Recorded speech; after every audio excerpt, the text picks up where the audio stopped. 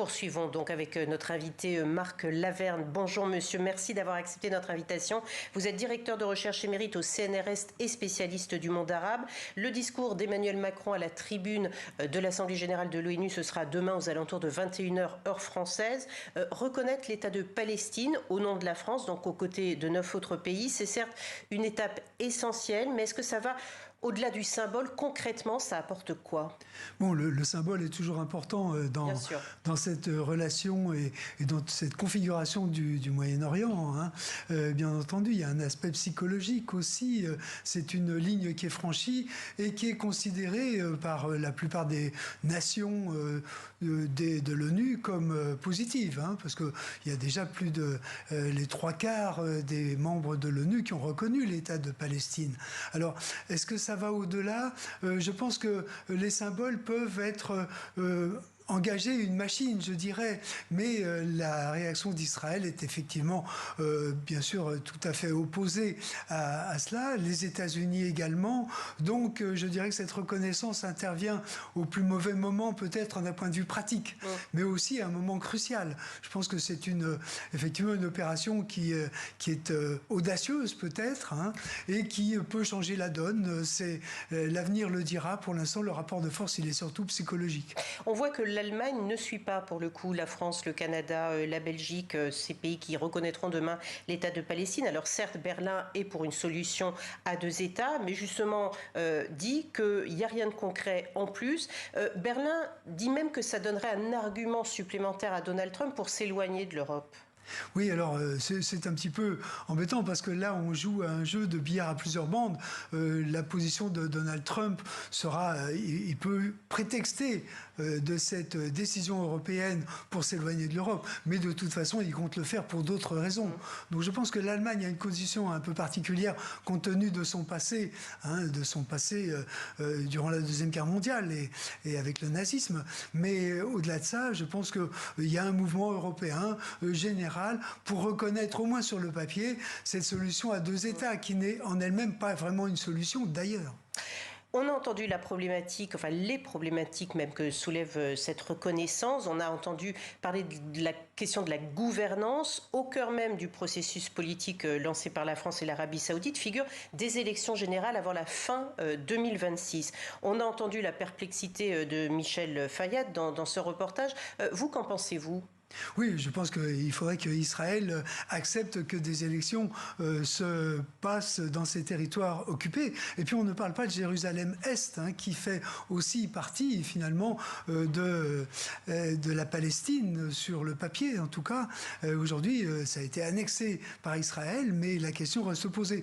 Donc on ne rentre pas dans les détails, on lance des projets comme ça qui sont assez ambitieux, mais d'un point de vue pratique, ça sera assez difficile à réaliser. On peut utiliser les connexions téléphoniques, les arguments de Mahmoud Abbas pour annuler les précédentes ne tiennent peut-être plus la route. Là, on peut procéder d'autre façon. Oui, en effet. Bon, est-ce que Mahmoud Abbas est vraiment un interlocuteur à la fois crédible sur le papier et d'un point de vue juridique? Oui. Dans la réalité, il a perdu beaucoup de sa popularité et de sa légitimité auprès de la population palestinienne, aussi bien en Cisjordanie qu'à Gaza. Donc, c'est peut-être pas le bon cheval, je dirais, sur lequel s'appuyer pour cette reconnaissance, mais c'est le seul qui représente une sorte de personnalité juridique pour la Palestine aujourd'hui. Mahmoud Abbas qui a 90 ans et qui assistera demain par visioconférence à cette Assemblée générale. Benyamin Netanyahou a lui été très clair, il l'a redit, il a lancé à la face du monde il y a quelques jours encore, il n'y aura pas d'État palestinien, il vient même de le répéter à l'instant même. Sans compter aussi le projet de colonie E1 qui couperait la Cisjordanie en 2.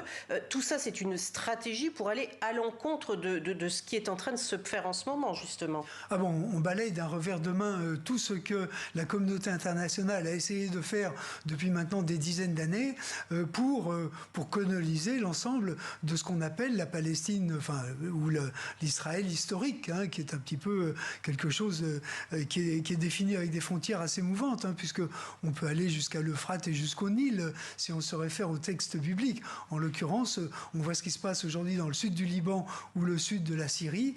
Il y a effectivement une question de frontières de l'ambition israélienne qui ne sont pas encore bien tracé. Est-ce que vous comprenez les représentants de la communauté juive en France qui parlent de trahison de la part de la France, qui estiment que les conditions préalables à cette reconnaissance ne sont pas remplies, à savoir le désarmement, le démantèlement du Hamas et la libération des derniers otages? Ils y voient même une victoire des terroristes du Hamas. Oui, on est là dans l'outrance, effectivement. Bon, ces représentants, je ne suis pas sûr que tous les gens de confession juive se reconnaissent dans ces représentants, qui sont auto-désignés finalement, et qui sont sur la ligne du gouvernement israélien, et précisément sur celle de M. Netanyahou. Donc, on est dans l'outrance en quelque sorte. Je pense qu'on peut effectivement mettre beaucoup d'obstacles sur le principe même de la reconnaissance d'un peuple palestinien et de ses droits. Mais il ne faut pas exagérer quand même. Tous les arguments qui sont lancés sont des arguments de défense, je dirais, sur des lignes de retranchement qui sont effectivement intangibles, mais qui ne vont pas arrêter la communauté internationale finalement devant ses responsabilités. Est-ce qu'il existe encore un camp de la paix dans la sphère politique israélienne ? Ah oui, très certainement. Il y a à la fois les intellectuels, il y a des journalistes, il y a des personnalités éclairées. Et puis, la société israélienne est assez composite. Il y a aussi des Arabes israéliens. Il y a toutes sortes d'origines et de cultures qui se retrouvent en Israël. Donc, je ne pense pas qu'on entende vraiment l'opinion publique israélienne beaucoup derrière la voix de M. Netanyahou et du système politique israélien qui est assez contestable finalement, puisqu'il y a une infinité de partis qui représentent toutes sortes de tendances, mais qui finalement n'arrivent pas à s'unir sur un projet pour Israël, sur un projet à long terme et sur un projet de règlement de la question palestinienne. Merci beaucoup Marc Lavergne d'être venu sur notre plateau pour nous apporter votre analyse. Merci à vous.